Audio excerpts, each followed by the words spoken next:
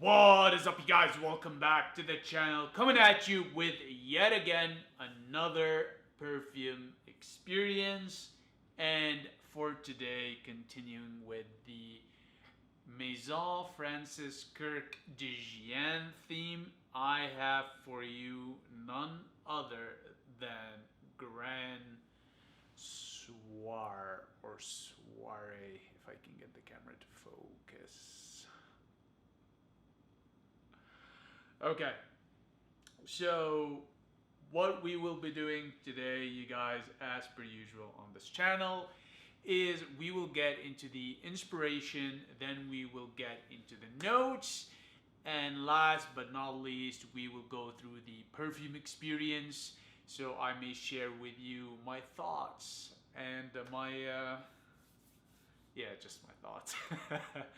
All right, before we get started, make sure that you grab your favorite bevy, snack, or as in my case, cafe.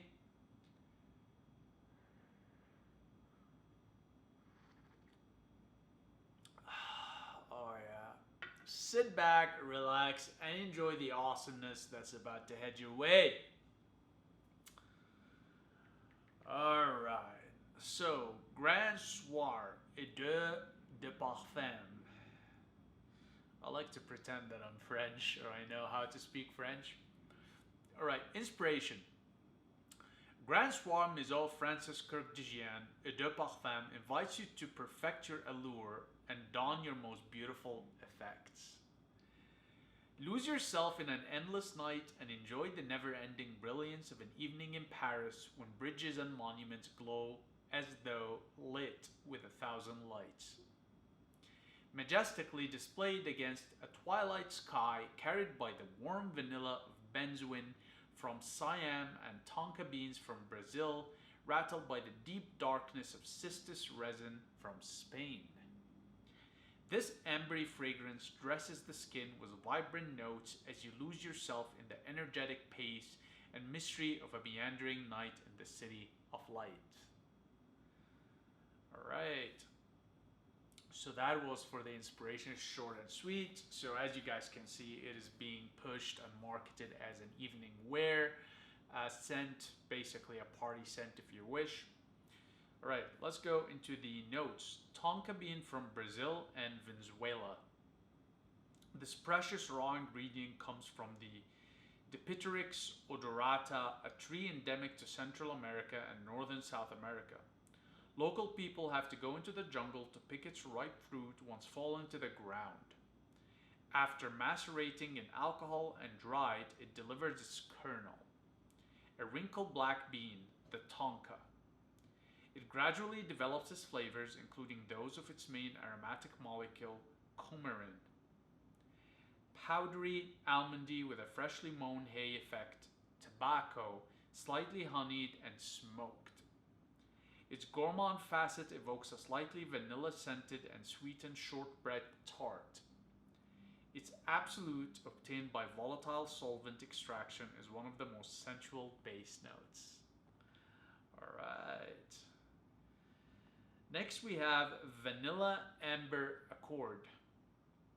The amber used in perfumery has nothing to do with the yellow amber stone, which is ornamental but has no smell, nor with ambergris, which refers to an animal extract from the sperm whale. The Amber Accord inspired a series of successful perfumes launched at the beginning of the last century. It included two flagship ingredients, Cistus labdanum, with its warm, resinous animal facets, and vanillin, a new sweet aromatic compound which is the primary component of vanilla. Since then, the combination of these two warm and persistent notes has been considered to form the Amber Accord, generally enriched with tonka bean, coumarin, and resins such as benzoin or incense, which are all base notes. Alright, next we have benzoin from Siam.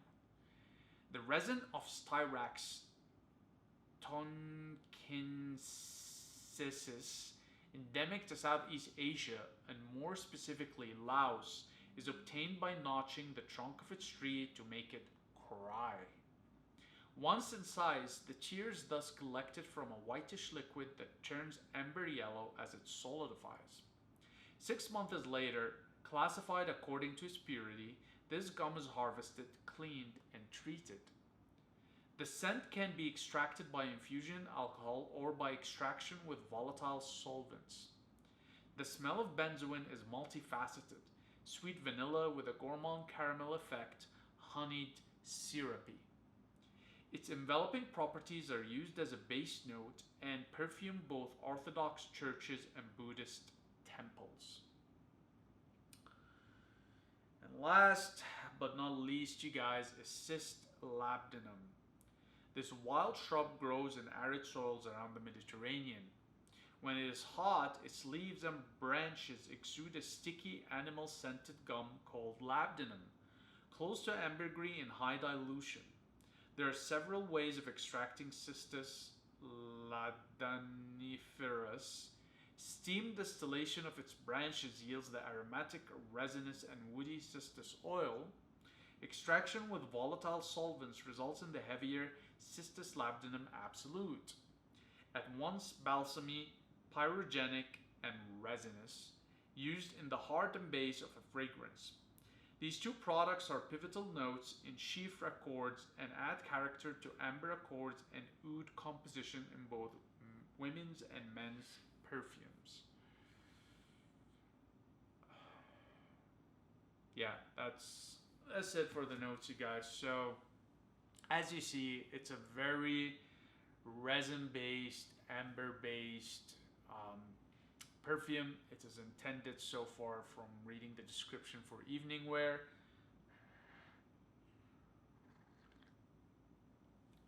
And yeah, I think this is gonna go great with this coffee. This is some beans from Ecuador, and fantastic acidity to these beans. All right. So as we can see here, the liquid that we are working with today is orangish hueish in terms of hue. I just said that. But yeah, so let's go ahead and spray a little bit of this fantastic resinous formulation. All right, that sprayed a lot. Okay. So, as you guys can see here, we have the spray print, and even though it does have a bit of a yellowish hue to it, but I wouldn't say it would be overly staining. It is a bit oily and powdery in sort of just the spray print here, so just something to keep in mind. And yeah, it's pretty much here. I would say though, be careful with whites, it would stain, and you don't want to have like a light yellowish stain on your whites. Okay, so let's experience the perfume. Wow. Yeah, this is so classy, you guys. My God. All right, so off of the bat, this is most certainly an evening wear perfume, okay? So forget about wearing it in the morning or afternoon. This is a must for the evening, all right? This will actually, I'm getting ahead of myself here.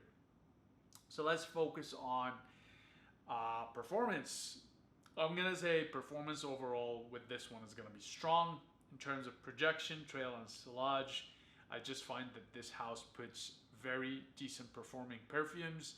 You know, projection is already strongly projecting off of my skin straight into my nostrils. So I cannot imagine anybody struggling to smell this on you. In terms of trail, wherever you pass, you will leave a trail behind you.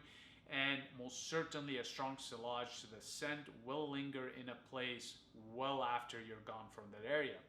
Okay? In terms of seasonality, this is a bit tricky because this has facets of it that work greatly with cold weather because of a lot of the resins in it and whatnot. But what's fascinating about this is that it has this gourmandish touch to it, which makes it fantastic for a nice warm summer evening. So I'm gonna say that this works on extreme ends. You either wear it in cold wintry weather or really hot summer nights.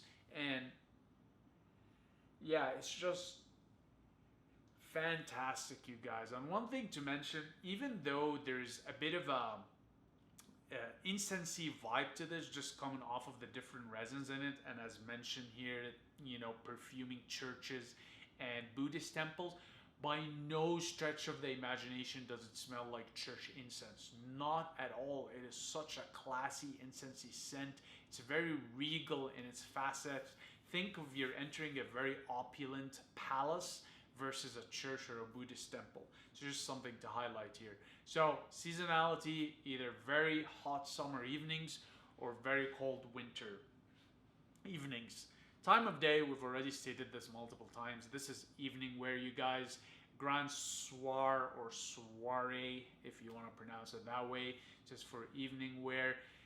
In terms of how you would dress this, do yourself a favor, do everybody else a favor, and formally dress this. You're thinking a suit, a tie, some nice dress shoes. You gotta be dressed to the tens when you wear this. It's just it is that kind of a perfume. You need to dress it up. As a matter of fact, given the sort of vibe it gives, this deserves a tuxedo or a cocktail jacket, given that you're gonna be out in the evening and around and about and in a classy setting, preferably like a cocktail lounge or a high-end party or a charity event, whatever the case may be. This will require decorum in terms of how you dress it and the context you're in, okay? So with respect to gender, I'm gonna go ahead and say this is unisex, you guys. If you're a lady, you can wear it greatly. If you're a guy, you can wear it also. I think this on the website might be pushed as masculine wear. Let me take a quick look. It doesn't really say, but I will go ahead and say that this is unisex. It has facets to it that will work very well with men, and also facets of it that work very well for women. So I'm gonna go ahead and say unisex. So guys and gals, don't hesitate to get it. It's not leaning one way versus the other. It really just depends on if you're comfortable with resinous, ambre, gourmandish scents.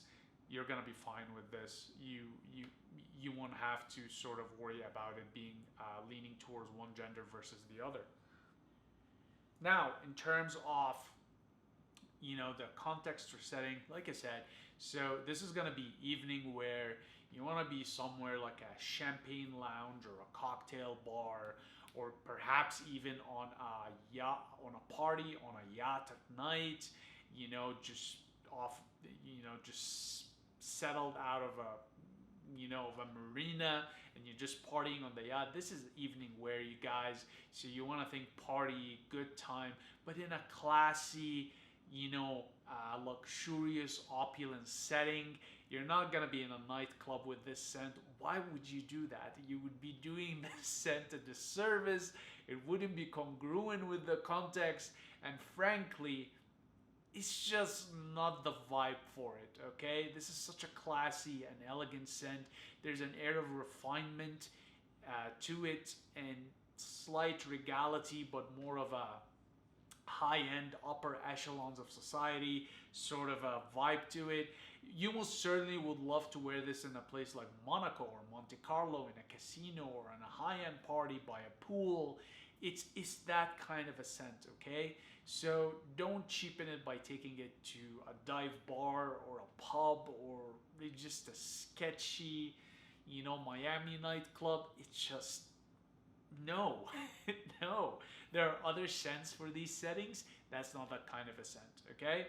So overall, do I recommend Grand Soir by Maison Francis Kurkdjian? Yes, 100% recommend it. Get your nose on it, get your wallet on it, cop it.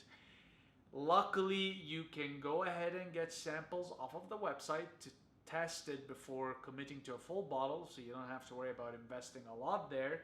And the samples are, reasonably priced. They're within everybody's budget.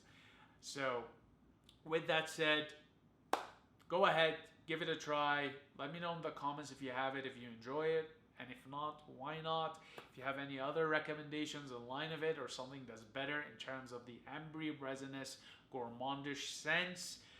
However, with that said, I'm gonna go ahead and cap it here, you guys. As per usual, very much appreciate your time and attention, and I'll see you in the next one. Cheers.